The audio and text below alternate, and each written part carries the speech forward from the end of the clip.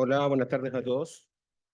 En especial daré un agradecimiento a la sociedad y en especial también al doctor Arap por permitirme estar acá y poder presentar este tema que me pareció relevante. Es una revisión del cáncer cervicuterino en mujeres sobre 65 años.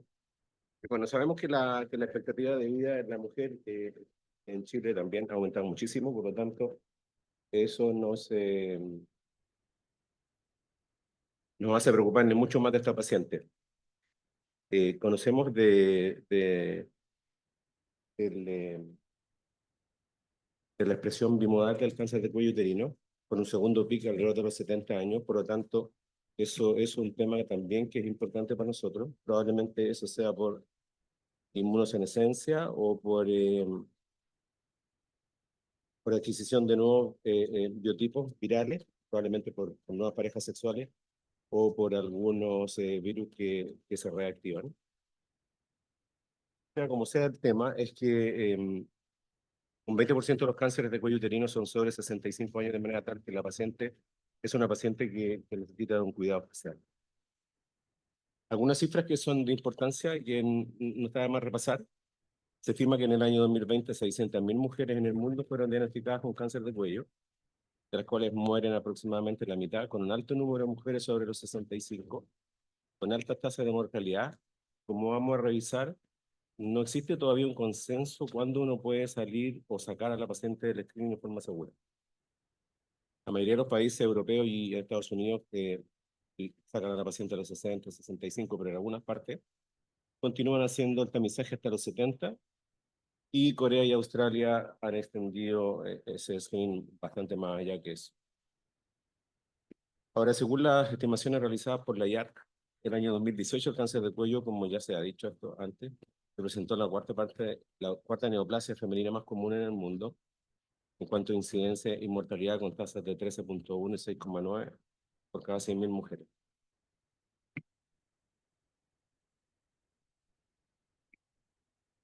Bueno, en Chile, el año 2018,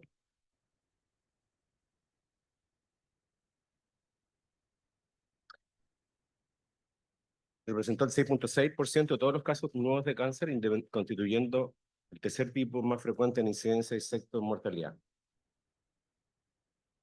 La estimación de tasas de incidencia va variando con el tiempo y este Globocan del año 2022 nos sitúa la incidencia en un 11.3 y la mortalidad en un 5.2.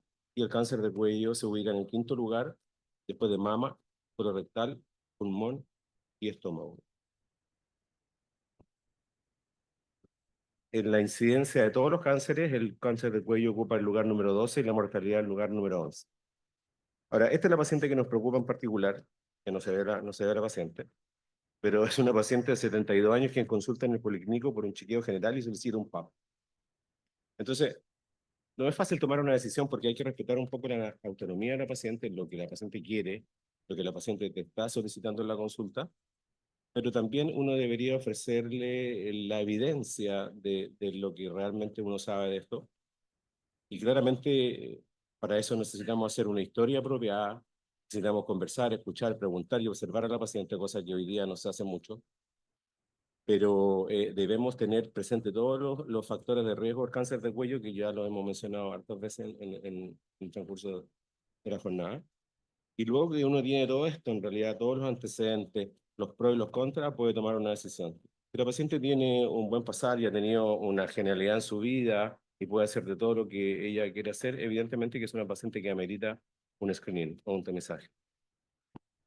Y bueno, nuestras normas del GES del año 2015 dicen que efectivamente ofrecerle a esta paciente un tamizaje puede ser incluso más malo que bueno, puesto que muchas veces estas pacientes son invadidas, le hacen exámenes de más, procedimientos de más e incluso intervenciones de más, de manera tal que es una paciente que hay que mirarla con cuidado, pero evidentemente hay que tener un balance entre lo que la paciente te pide y lo que uno le puede dar.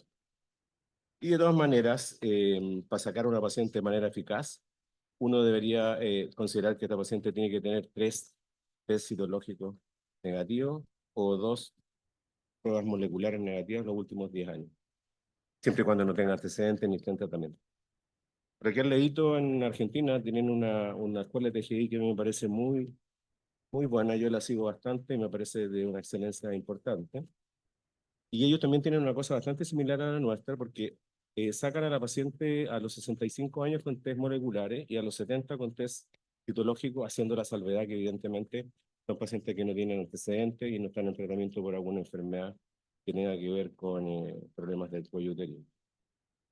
Y queda claro, ¿no es cierto? Y ya sacan a la paciente a los 65 años o a los 70, dependiendo si es citológico o es molecular. Cuando me pidieron revisar este tema, aparte de todo lo que nosotros hacemos acá en nuestro continente, ¿no es cierto? Hay muchísimas publicaciones y de todas partes del mundo, en realidad. Y se hace difícil seleccionar las que uno considera más importantes. Así que me permití yo seleccionar algunas que espero que sean del agrado de ustedes porque a mí me parecieron que eran interesantes. Este es un estudio de Jaime Keefe, de Oregon, donde él, claramente cuando uno lee el artículo, se da cuenta de que evidentemente está migrando hacia lo que hemos hablado toda la mañana y todo el día, hacia los test moleculares. Entonces ellos hacen una comparación en un estudio retrospectivo de lo que es los test moleculares versus el co-test. Y claramente aparece una conclusión que ya la tenemos como clara, ¿no es cierto? Dice que los datos sugieren que las pruebas moleculares pueden ser bastante más precisas que el co-test, e incluso se atreven a decir que el componente citológico del co-test no aporta valor clínico en esta población. Y lo otro es que la conclusión fue que en un subgrupo de estas pacientes ellos tenían mujeres con 2 test consecutivos preparados por un año y cuando eran ambos test positivos, las pacientes eran persistentes y tuvieron evidentemente mayor probabilidad de tener un SIN2 más. Este es otro estudio que seleccioné, que es un estudio coreano, que tiene claramente influencias de la IARC y del Instituto Catalán Oncológico, además del Instituto Coreano de Oncología. Y ellos se plantean evidentemente la necesidad de seguir haciendo el test, dado que tienen altas tasas de mortalidad, seguir haciendo el test después de los 65 años. Entonces hicieron un estudio retrospectivo también de 2.000 mujeres y separaron a las pacientes en sobre o bajo 65 años y claramente encontraron mucho más aumentos sin dos en el grupo de las pacientes más de 65 años. Este estudio es un estudio que está publicado en el Journal de TGI del año 2023, es un estudio turco de 5.000 pacientes, también un estudio retrospectivo, y que compara el test citológico, el test molecular y la historia de screening que tenían este grupo de pacientes. Ahora, lo claro acá es que tiene que ver un poco con lo mismo que hemos estado hablando. El test de HB positivo aumentó el riesgo de 102 más en 136 veces, versus la citología, que lo hizo en 13 veces, y versus la historia de esta paciente que aumentaba la posibilidad de un 102 más en 9.7 veces. Es decir, que todo apunta al test molecular. Este es otro estudio, un estudio danés de un N-ARP bien grande, en que se le ofreció a las mujeres de 65 años o más que no se habían hecho nunca un test molecular, hacer el test molecular. Y eran 44.000 mujeres, ¿no es cierto?, que se realizó un test de HPV, ya sea por el equipo de salud o autotoma. Ahora, la aceptación fue alta, la prevalencia del HPV fue un 6.5, y la tasa de detección de SIN2 más fue evidentemente más alta en aquellos pacientes en las cuales se hizo este test molecular. Y curiosamente no se asoció esto con un significativo aumento de colposcopías necesarias para diagnosticar el SIN2 más. Este otro estudio que está publicado en el Gynecology, que es un grupo grande de pacientes que tenían cáncer de cuello, son 2.270 y tantos pacientes, con una media de 76 años, con un tercio de los casos en mujeres sobre 80. Y la conclusión general es que el pronóstico es evidentemente muy malo porque son pacientes muy grandes, son pacientes con mucha comorbilidad y pacientes con diagnóstico muy tardío, de manera que no era mucho lo que se podía hacer con ellos. De manera tal que esta editorial de esta revista también un poco tiene que ver con eso, porque dice que si acaso nosotros estamos haciendo un corte para hacer screening, ¿estamos haciendo realmente una medicina buena o estamos discriminando a la paciente por edad? Que es una reflexión que uno debería tener. Este otro estudio es un estudio que es un poquito más viejo, en el año 2014, pero me pareció interesante puesto que hizo una comparación de qué aporte tenía el screening citológico en la incidencia, en la mortalidad y en la protección de la paciente. Y bueno, las conclusiones eran que efectivamente el screening de citología disminuía la incidencia, también la mortalidad, y te protegía por 5 años de tener un problema de cáncer de cuello. También este estudio es importante porque menciona en algunas partes este tema de la tendencia bimodal del cáncer de cuello y la inmunosenescencia, que es una cuestión que está ahora un poquito de moda, digamos. Y bueno, el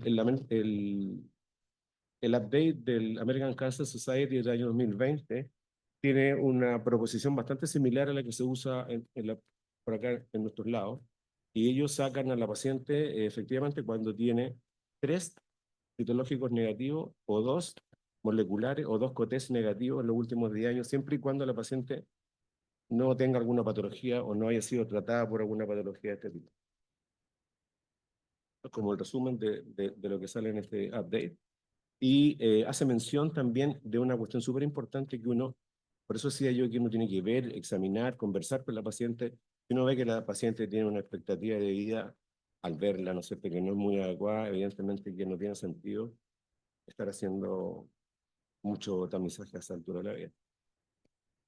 Y este artículo del Gynecology que me pareció interesante porque dice que en realidad parece ser tiempo de reevaluar hasta cuándo tenemos que hacer el screening, puesto que los cambios observados en la actualidad, como envejecimiento de la población, las diferencias de mortalidad, incidencia, el comportamiento sexual, son factores que no han sido tomados en cuenta, perdiéndose un poco la oportunidad de detectar cáncer del cuello y prevenir muerte en mujeres mayores.